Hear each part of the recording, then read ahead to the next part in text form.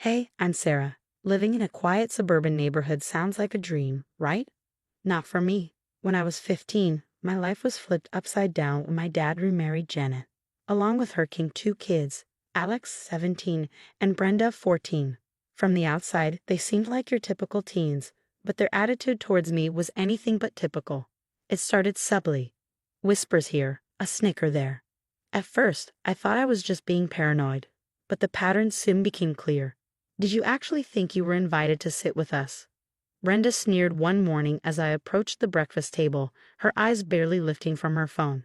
Alex smirked and added, "Yeah, Sarah, some spaces are just better without you." I tried to brush it off, focusing on my cereal and avoiding their stares. At school, it wasn't any better. Brenda made sure of that. Being in the same grade, her favorite hobby became turning my life into a daily embarrassment. One incident stands out painfully clear. I'd spent weeks on a big science project, something I was actually proud of. But the day before it was due, I found it trashed in the backyard. I looked up to see Brenda standing at the window waving with a wicked grin. Furious, I confronted her later. "Why would you do that?" I demanded. She shrugged. "Maybe you'll learn not to leave your trash lying around," she said, her voice dripping with fake sympathy. Home was no refuge. Every time I tried to tell my dad, he dismissed it. "Janet's kids wouldn't do that. You must have misunderstood," he'd say, echoing Janet, who was always quick to defend her precious angels. Alex was even more cunning. He'd lie straight to my dad, making up things I supposedly said or did. One evening, I overheard him telling my dad, "She told me she hates living here, that she wishes you hadn't married Janet." His voice was laced with fake concern. I stormed in, furious. "That's not true. Why are you lying?" My dad's face showed confusion and disappointment, but not at Alex. "Sarah, go to your room. We'll talk later."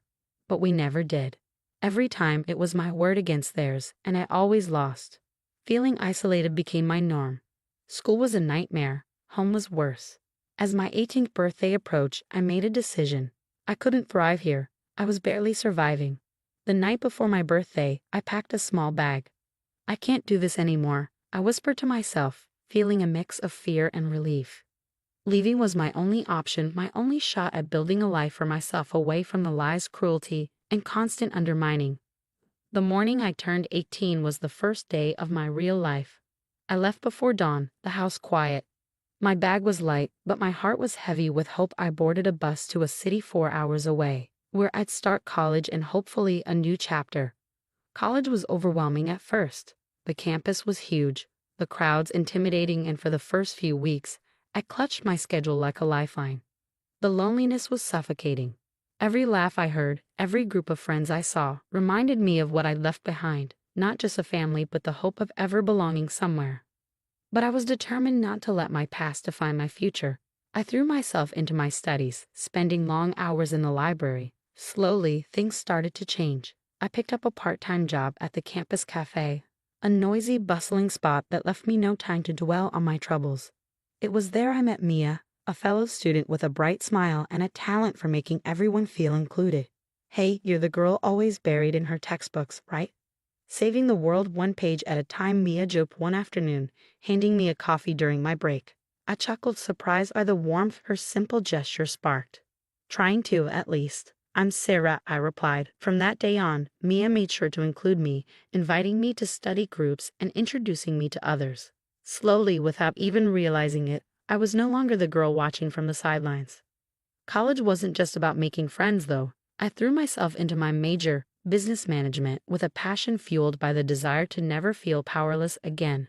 My professors took notice, pushing and challenging me, seeing potential in me that I had never dared to see in myself. One professor, in particular, Dr. Reynolds, became a mentor. "You've got a sharp mind for strategy, Sarah. Ever considered joining the business competition team?" he suggested one day after class. I hesitated, the old doubts whispering in the back of my mind. But Dr. Reynolds wouldn't take no for an answer. Joining the team became a turning point. We spent months working on a case study about revitalizing a failing business, and I threw everything I had into it, often staying up late into the night refining strategies. The competition was intense, held in a massive auditorium with teams from across the nation. When our team was called to present, the weight of the moment settled on my shoulders. But as I started speaking, something incredible happened. The room, the judges, the other teams, all of it faded away. It was just me, confident and clear, presenting our three-phase restructuring strategy. As I laid out our innovative approach, I could see the judges nodding, jotting down notes. When they announced us as the winners, my teammates erupted in cheers, lifting me off my feet. In that moment, surrounded by applause, I realized I had found something I thought I had lost long ago: my self-worth. College flew by in a whirlwind of classes, late-night study sessions, and small victories that helped piece together my new life.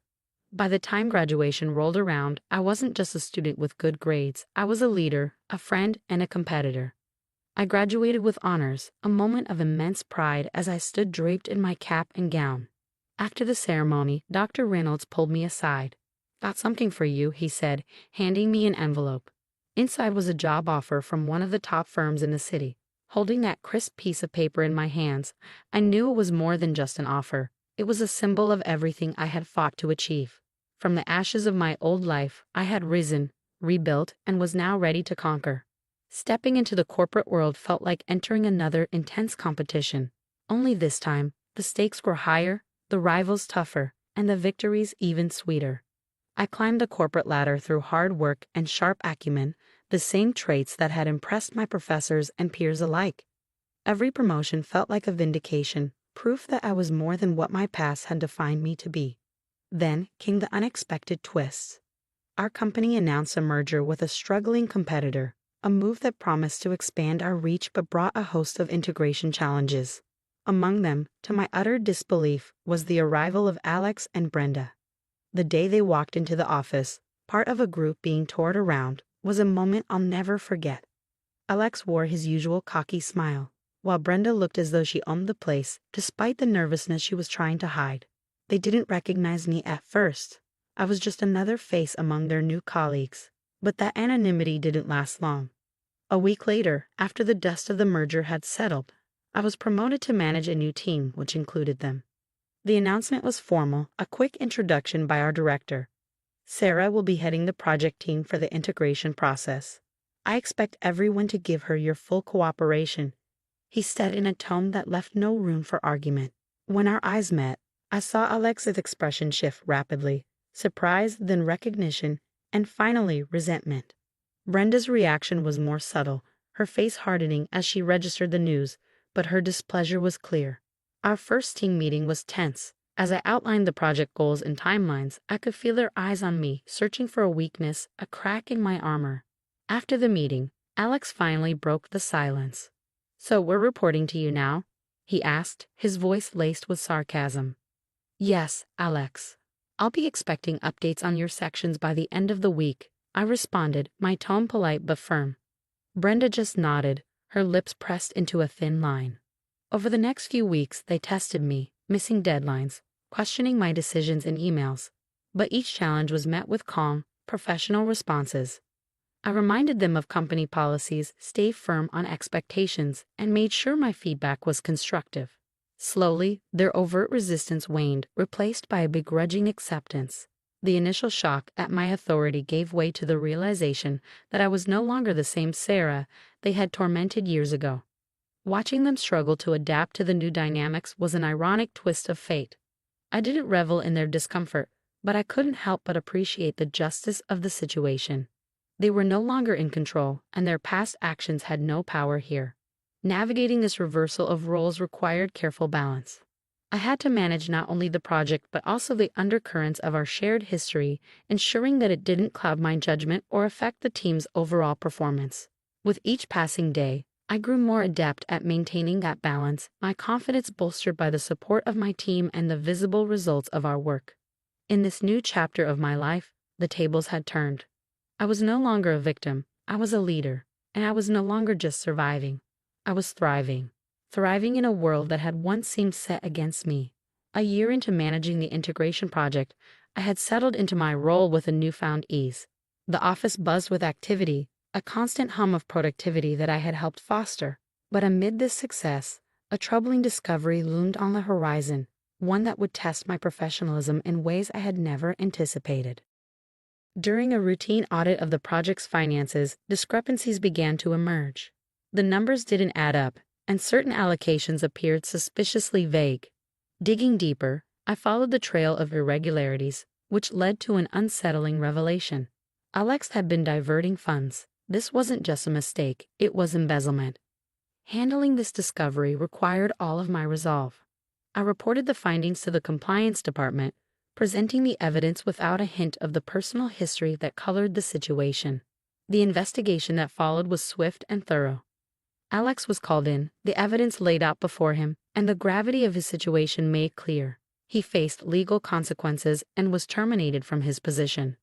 Watching Alex escorted out of the building was a moment fraught with complex emotions. There was no satisfaction in his downfall, only the somber recognition of justice being served. This wasn't about revenge, it was about accountability. Meanwhile, Brenda faced her own struggles. It became increasingly evident that she couldn't keep up with her responsibilities. Her work, often late and below expectations, reflected a lack of commitment and capability. After several warnings and attempts at remediation, she was demoted to a role that better suited her skills. It was a professional decision, necessary for the team's success, but it carried a personal weight that I couldn't entirely ignore. Through all these challenges, I maintained a professional distance, focusing on my growth and the well-being of my team. My dedication didn't go unnoticed. As the project neared completion, our director called me into his office. "Sarah, your handling of the recent difficulties has been exemplary," he said, his tone serious but approving. "We need that level of integrity and leadership as we move forward. We're expanding our operations, and I want you to lead the new department." The promotion was significant, not just as a career advancement but as a validation of my journey from a tormented teenager to a respected leader in my field. I accepted with a grateful, if somewhat heavy, heart. Later, standing by the panoramic window of my new office, I looked out over the city. The sky was painted in twilight hues, a backdrop to the bustling streets below. It was a moment of reflection, a chance to understand that the trials I had faced were not just obstacles but stepping stones. I had overcome much, built bridges where there had once been barriers, and found strength in the ashes of my past hardships. My achievements, as significant as they were, paled in comparison to the personal victories I cherished: self-respect, resilience, and the ability to thrive amidst adversity. As I turned from the window, ready to face whatever challenges lay ahead, I knew that my past would always be a part of who I was, but it would no longer define me. I was not just a survivor, I was a leader, and my future was a promise of continued success and fulfillment. So, how do you think you would handle working with someone who had once made your life difficult? Would you seek retribution, or would you focus on your personal and professional growth like Sarah did?